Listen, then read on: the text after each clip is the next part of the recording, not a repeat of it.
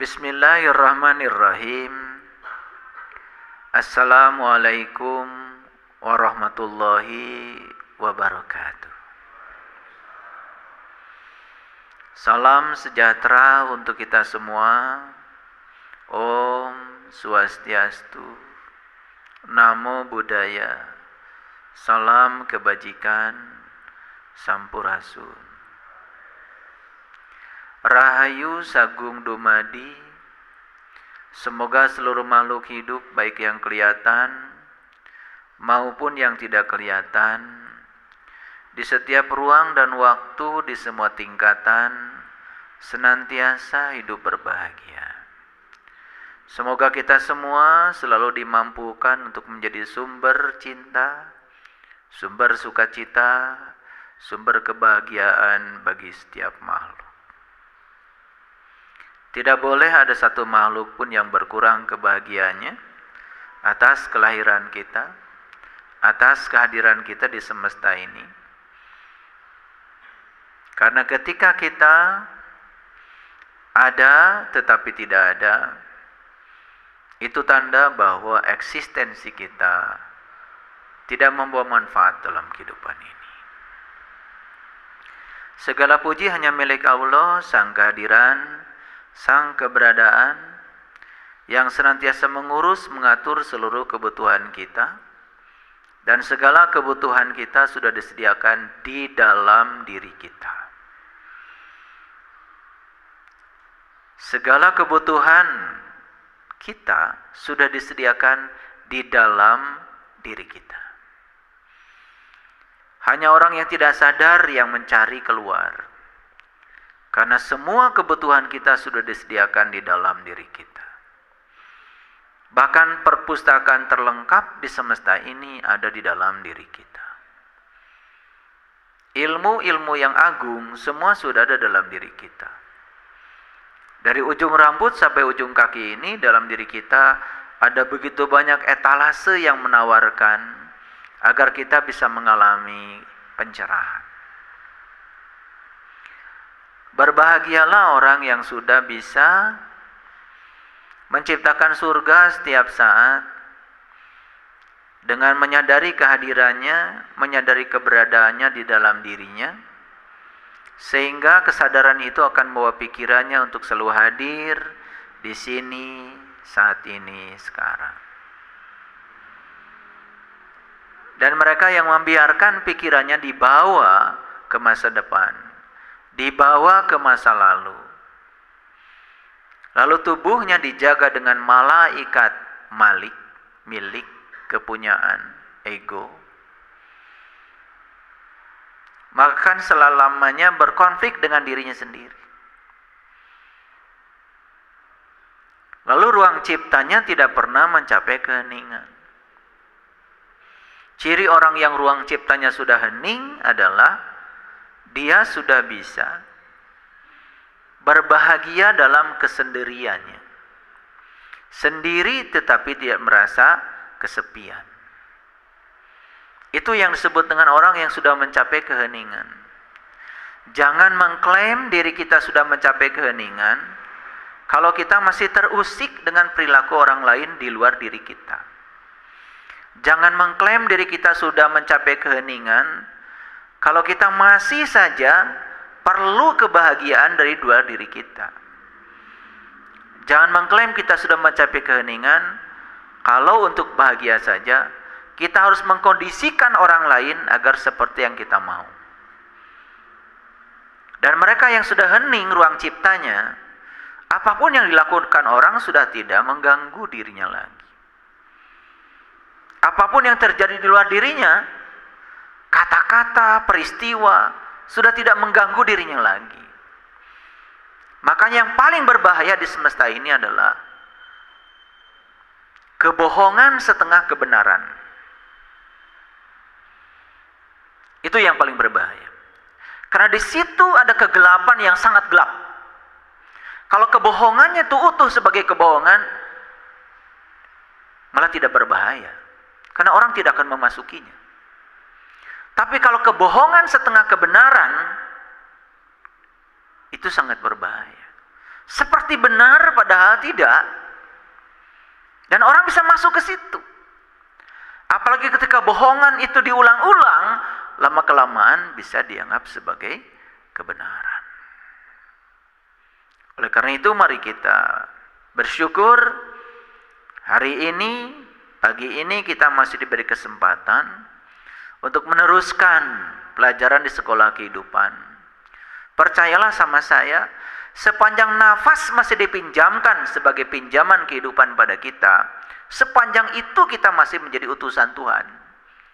Berarti kita masih akan dipakai oleh Tuhan untuk menjadi pembahagia di semesta ini, untuk menjadi orang yang memiliki peran untuk mendinamikan kehidupan ini. Sepanjang napas masih dipinjamkan kepada kita, berarti kita masih sedang dipakai oleh Dia untuk menjadi kepanjangan tangan Dia sesuai dengan peran yang Dia berikan kepada kita. Oleh karena itu, mari kita puji Dia bersama-sama membaca hamdalah. Alhamdulillahirabbil alamin. Mari kita awali proses belajar di pagi yang penuh berkah ini. Semoga ruang kesadaran kita menyediakan kelapangan yang luas untuk menerima kehadiran ilmu baru, intuisi baru, kesadaran baru. Semoga Allah membukakan pintu kecerdasan, pintu kelapangan, pintu kesabaran untuk terus berintrospeksi pada diri, untuk tidak merasa diri sebagai yang paling benar, untuk tidak merasa diri sebagai yang paling baik lalu merendahkan orang lain. Kita sapa semuanya dengan kelembutan dan cinta seraya membaca basmalah. Bismillahirrahmanirrahim.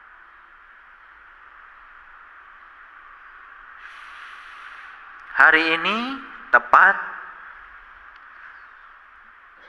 56 tahun saya ada di dunia ini.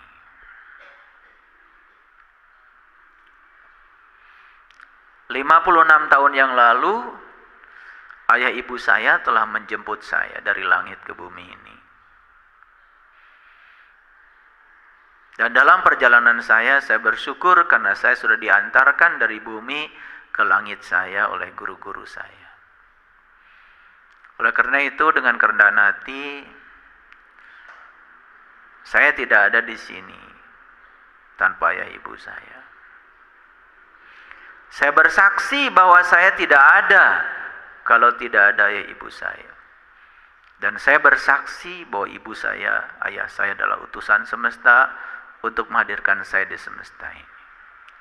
Oleh karena itu saya mohon keridoannya untuk membacakan Ummul Quran untuk orang tua terbaik saya yang tidaklah dipilih untuk melahirkan saya. Fil barakati Ummul Quran, Al-Fatihah.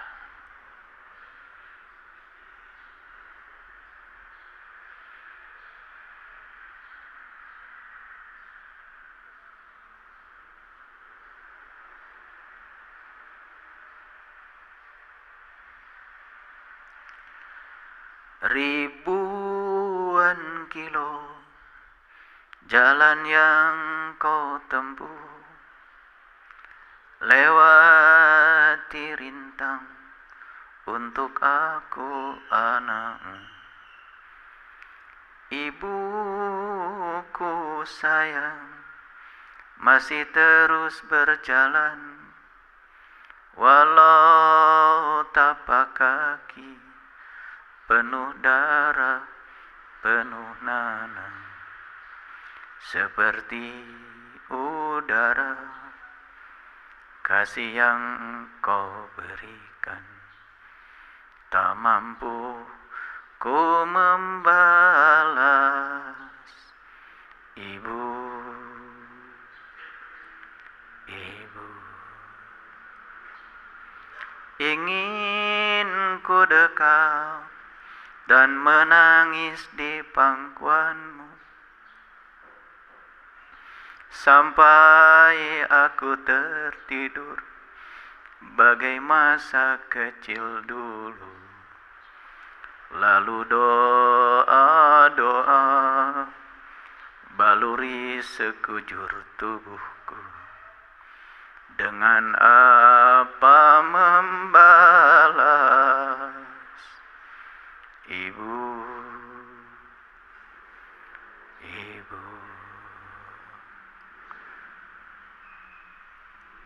Ibu saya adalah Hajar Aswad saya. Dia adalah orang pertama yang harus merasakan sakit untuk kelahiran saya. Dia adalah orang pertama yang harus menumpahkan darah untuk kelahiran saya. Dia adalah orang pertama yang harus menggadaikan nyawa untuk kelahiran saya. Ada 3 dosa besar saya kepada ibu. Yang pertama, saya pernah menyakitinya pada saat saya dilahirkan. Yang kedua, saya pernah menumpahkan darahnya saat saya dilahirkan. Dan yang ketiga, saya hampir merampas nyawanya pada saat dilahirkan. Itu sebabnya masuk akal kalau Nabi Muhammad mengatakan, siapa yang harus aku hormati? Ya Rasulullah, ibumu, ibumu, ibumu, baru ayah. Mencium Hajar Aswad adalah menziarahi ibu kita pada saat beliau sedang hidup. Dan kebanyakan manusia justru menziarahinya pada saat beliau sudah mati. Sudah terkujur kaku di kuburan, baru diziarahinya setiap Idul Fitri. Pada saat sakit, tidak pernah menjenguknya. Pada saat beliau perlu biaya rumah sakit, abai kepadanya. Jika perlu, hartanya dikuras. Anak semacam apa kita ini? Ketika orang tua kaya, anak jadi kaya. Tapi saat orang tua merana, anaknya kaya.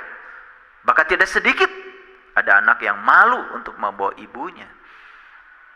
Anak semacam apa kita ini?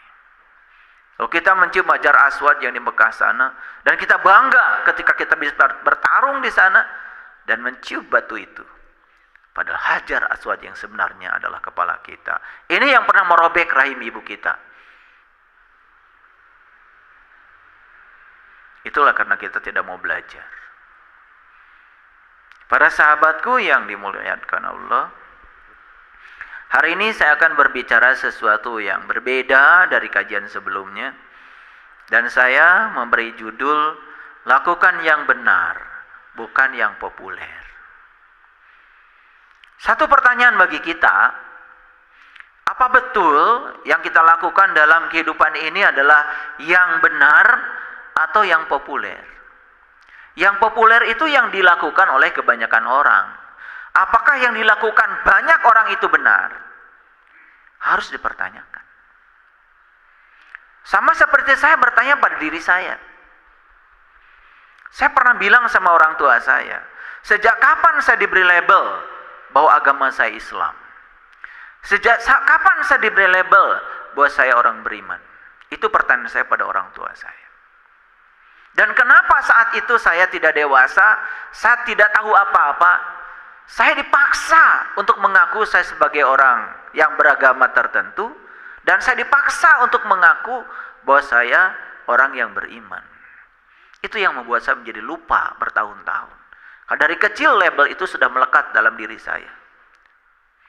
Dan saya dari kecil memahami, kalau saya sudah menganut agama Islam, berarti saya sudah jadi orang yang beriman. Dan label itu melekat di dalam diri saya. Maka itu saya pertanyakan pada diri saya, pada orang tua saya, sejak kapan saya diberi label itu? Dan itu sangat berbahaya bagi saya. Bahayanya adalah saya tidak menyadari saya siapa. Lalu saya menjadi sombong dengan diri saya. Saya merasa sudah beragama, saya sudah merasa orang beriman.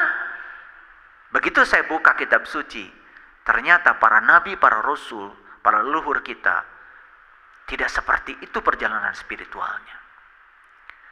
Nabi Muhammad baru mencapai kesadaran puncak pada saat beliau sudah Isra Mi'raj, sudah bertemu jati dirinya. Usia beliau kurang lebih 40 tahun. Dan saat itulah baru beliau melaksanakan sholat. Nabi Ibrahim, beliau juga tidak sholat dari kecil, tidak disuruh mengaku beragama dari kecil, dan beliau mencari Tuhan.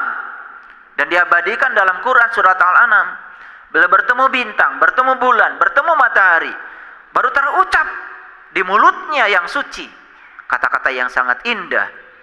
Inni wajahtu wajhiya lilladzi fataras samawati wal ar hanifan wa ma ana minal musyrikin. Kata-kata, sungguh aku bukan lagi orang yang musyrik. Itu kata-kata yang meluncur dari seseorang yang sudah mengalami pengalaman spiritual, bukan kata-kata hafalan, bukan kata-kata buatan, bukan disuruh berkata seperti itu. Kata-kata itu meluncur secara alami. Inni wajahtu, inni wajahtu. Aku hadapkan wajahku kepada zat yang telah menciptakan langit dan bumi. Dan saat beliau mengatakan itu, saya yakin beliau bergetar. Wazilat qulubuhum, pasti kolbunya bergetar. Wa iza tuliyat ayatihim zadathum imana. Apabila dia melihat tanda-tanda kebesaran Tuhan di semesta ini, bertambah dan bertambah imannya. Kenapa? Karena sudah punya modal iman, maka imannya akan bertambah. Orang-orang yang mengaku dirinya beriman hari ini gak punya modal sama sekali. Melihat apapun di semesta biasa saja, seperti kebanyakan orang. Apa kata-kata Nabi Ibrahim berikutnya? Setelah beliau mencapai pencerahan, menyaksikan bintang, menyaksikan bulan, menyaksikan matahari di langit terdekatnya. Bukan sekedar inni wajahtu wajhiya lilladzi fataras samawati wal ar hanifan wa ma ana minal musyrikin. Beliau mengatakan inna sholati wa nusuki wa mahyaya wa mamati lillahi rabbil alamin la syarikalah. Tidak ada yang patut aku persekutukan lagi. Wa bidzalika umirtu. Aku bersedia untuk menerima perintahmu, apapun perintahmu, apapun kehendakmu. Karena apa? Aku tidak layak punya keinginan. Karena aku bukanlah pencipta, aku ciptaan. Yang punya keinginan terhadap ciptaan hanyalah sang pencipta. Kesadaran itu dimiliki oleh seorang Ibrahim. Lalu apa yang beliau katakan? Wa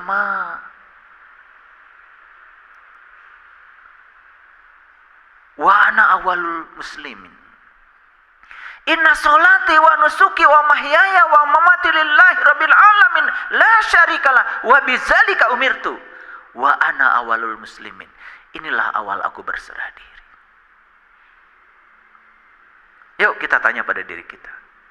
Kita selalu mengatakan saya muslim.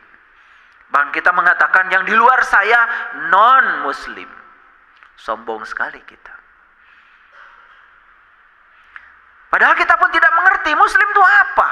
Muslim itu orang yang sudah berserah diri kepada Tuhan, yang sudah tidak mengatur-ngatur lagi Tuhan, yang sudah bersedia seperti Ibrahim. Wa bidzalika umirtu. Itu Muslim. Sudah begitu kita.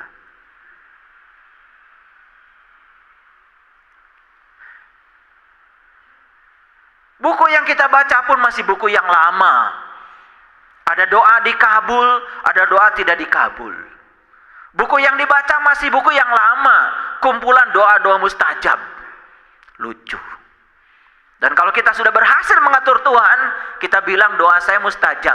Tuhan tunduk patuh kepada saya. Begitu? Siapa yang berserah diri harusnya? Bukankah kita kepada Allah? Bukan Allah disuruh berserah diri pada keinginan-keinginan kita. Itulah sumber penderitaan kita selama ini. Dan begitu kita tidak berhasil mengatur Tuhan sebagaimana yang kita mau, kita sebut Tuhan tidak mengabulkan doa saya, Tuhan tidak mendengar saya. Kita lupa bahwa sebetulnya Tuhan sudah memilihkan yang terbaik untuk Anda. Apa yang Anda inginkan belum tentu yang terbaik buat Anda. Maka Tuhan bilang dalam Al-Quran, apa yang disebut baik oleh kamu belum tentu itu baik bagi kamu. Dan apa yang disebut dengan buruk oleh kamu belum tentu itu buruk bagi kamu. Boleh jadi kamu tidak menyukai sesuatu, tapi itu amat baik bagi kamu. Boleh jadi kamu amat menyenangi sesuatu, tapi itu amat buruk bagi kamu. Begitu yang dikatakan Allah dalam Al-Quran. Tapi kita tidak pernah mengerti perkataan beliau.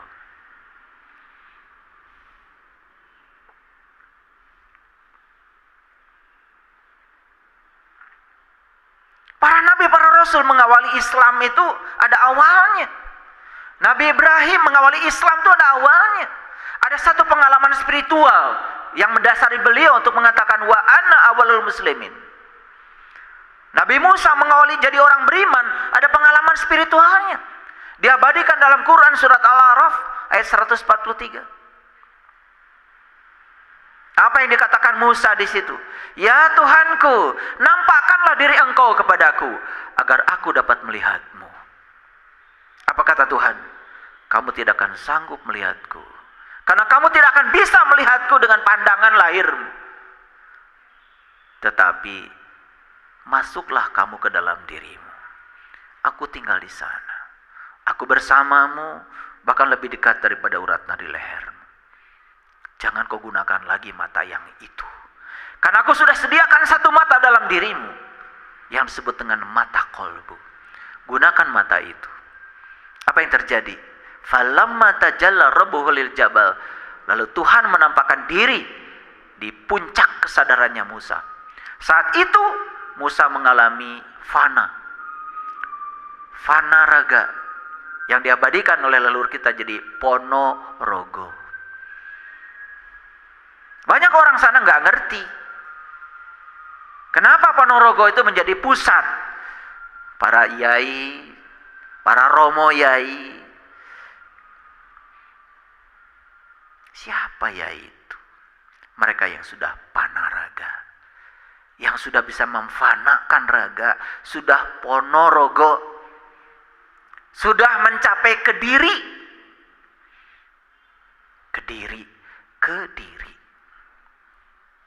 Orang yang sudah mencapai kediri, gak peduli orang lain mau melakukan apa, gak peduli orang lain mau ngomong apa, udah selesai dengan dirinya sendiri.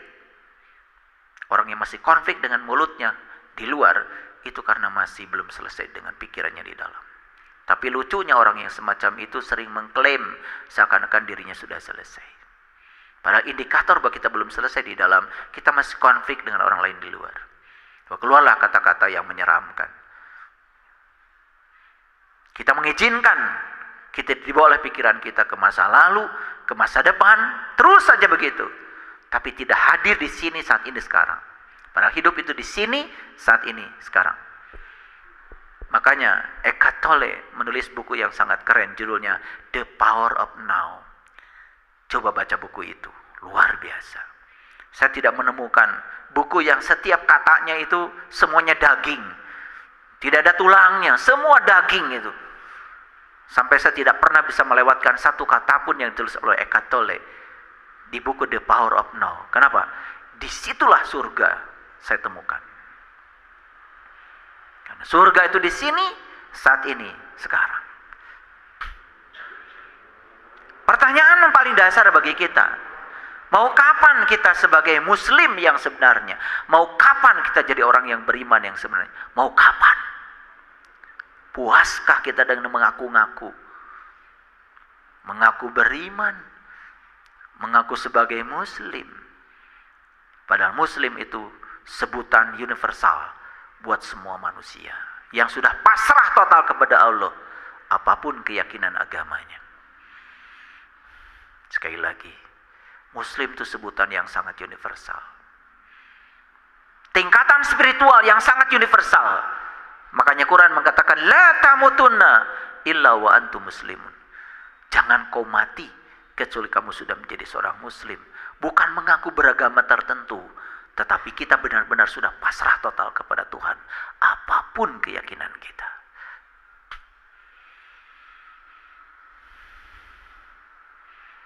Makanya lakukan yang benar, bukan lakukan yang populer. Karena yang populer, yang ngepop, belum tentu benar. Bagaimana cara mengujinya? Mari kita periksa. Pelan-pelan periksanya. Apa sih populer itu? Populer itu dalam kamus bahasa Indonesia, itu ternyata populer itu adjektif. Itu kata sifat. Saya menemukan ada 4 yang penting dalam kamus.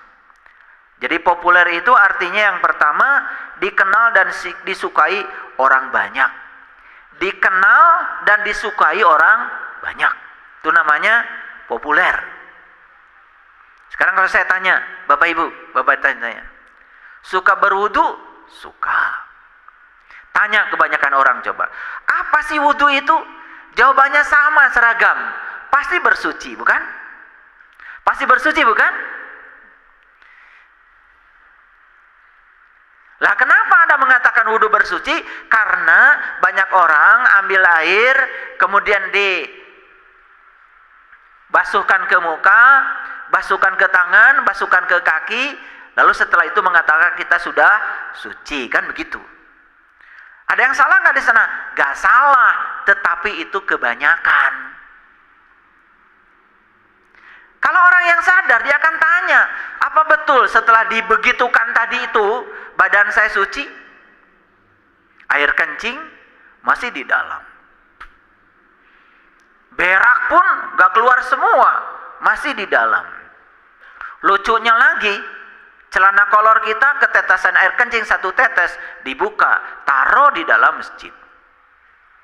Kita lupa bahwa sebetulnya yang ada di kantong kemih kita ribuan tetes. Harusnya kalau kolor kita yang ketetesan 1 tetes dibuka dan ditaruh di pinggir masjid, harusnya kantung kemih pun minta dibuka dulu sama dokter. Taruh dulu di rumah sakit biar tubuhmu suci. Saya ngomong pakai bahasa awam nih, bahasa umum, supaya kita waras. Apa saya tidak pernah melakukan wudhu kayak gitu? Ya wudhu sama. Kalau enggak wajah saya udah kayak apa? Saya perlu air. Tetapi itu wudhu tingkatannya tingkatan permulaan. Karena wudhu bahasa Arabnya adalah wudhu wal doa wau doain. Wudhu itu artinya adalah berpisah. Jadi setelah saya pelajari secara etimologi, wudhu artinya berpisah, saya mulai bertanya pada diri saya, apa saya sudah berpisah dengan kotoran saya? Apa sudah berpisah dengan yang selain Tuhan? Karena kalau wudhu itu berpisah, berarti sholat itu artinya menyatu. Bagaimana kita bisa menyatu dengan Tuhan kalau kita masih menyatu dengan yang selain Tuhan? Makanya Nabi Ibrahim mengatakan, wa ma ana minal musyrikin. Bebaskan dulu kamu dari yang selain Tuhan, baru kamu akan menyatu pada Tuhan. Wudhu yang kayak gitu belum pernah kita cari. Kita lebih puas wudhu yang kayak gitu. Bahkan tata caranya pun ngikutin kebanyakan orang, bukan? Betul nggak? Seperti itu tata cara yang diajarkan oleh Rasulullah. Apa betul kita membaca teks langsung yang diajarkan Rasulullah? Atau kita mengikuti kebanyakan orang mengajarkan seperti itu? Itu populer. Saya menawarkan, mau nggak saya ajarkan wudhu yang betul-betul memisahkan dirimu dengan selain Tuhan, dan kamu bisa manunggal bersama Tuhan. Jarang yang mau.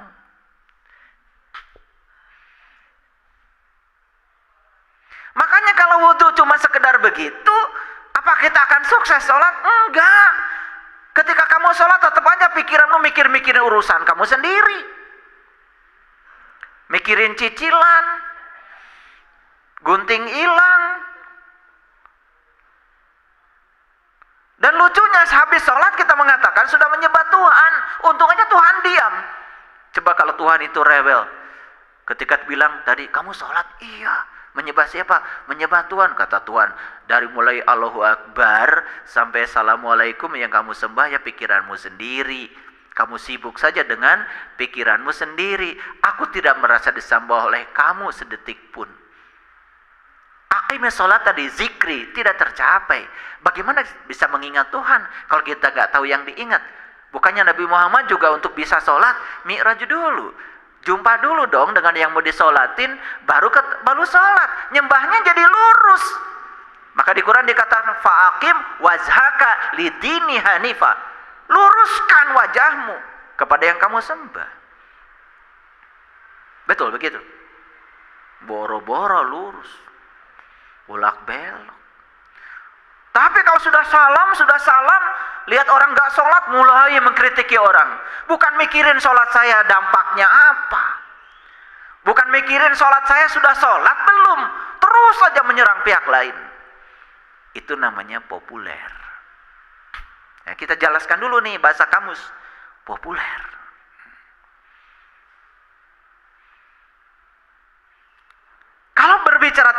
haji secara populer pasti mikirnya pergi ke tanah suci. Dan kita menganggap tanah yang di sana suci. Yang bilang suci kan kita juga. Padahal maling di sana ada. Yang nyolong juga di sana ada. Orang berantem juga di sana banyak. Kalau disebut tanah suci kan harusnya sudah suci dong. Tapi pikiran kita mengatakan tanah suci. Ya sudah, kalau kita pergi ke sana, kita jadi suci, begitu? Jadi seakan-akan suci cuma di sana. Di sini nggak ada suci gitu. Sama seperti masjid, ada batas suci. Sucinya cuma di masjid aja. Keluar dari masjid udah ngomong kotor juga nggak apa-apa. Karena batas sucinya kan cuma sampai di halaman.